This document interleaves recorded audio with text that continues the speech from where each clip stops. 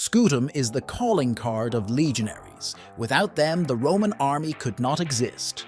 Only the modern idea of them is somehow monotonous, mostly red color, wings, and lightning bolts. First, the technical details. Shield-type armored door, as sometimes mockingly called it by the current connoisseurs of weapons, had the following dimensions: 120 to 130 centimeters in height, 65 to 75 centimeters in width. At different times, the dimensions varied slightly, as did the shape: oval, rectangular, or oval with truncated top and bottom. Scutum consisted of several glued layers of thin slats, multi-layer plywood. From the outside, it was covered with canvas and calfskin. The upper and lower edges were reinforced with iron strips.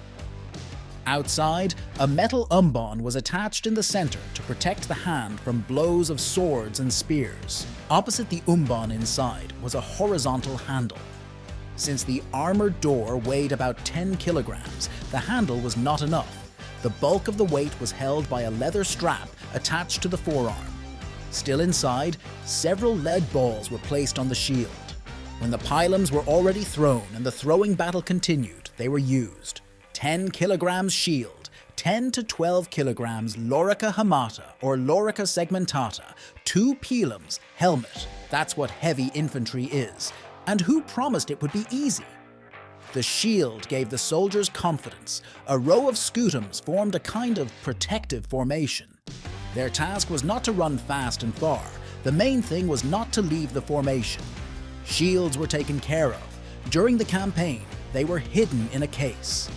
Between battles, they were cleaned and painted.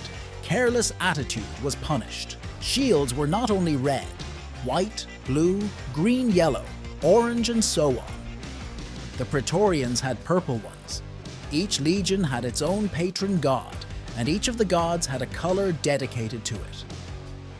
For example, the first legion of Minerva had white shields, which was her color. By a number of shields, it was immediately clear what kind of legion. Sometimes they drew an emblem on them, which did not always correspond to the name. The 5th Legion of the Larks, aloud, on the shields depicted elephants. Emblems were different: bulls, lions, pegasi, boars, centaurs, etc. Well, there were lightning bolts too, applied as well as the numbers of cohorts and centuria. Of course, officers did not run behind the front line to look at the shields who was fighting there, but it was clearly visible who ran or even threw the shield on the battlefield. Scutum, the pride and face of the unit, we can say, a small personal banner,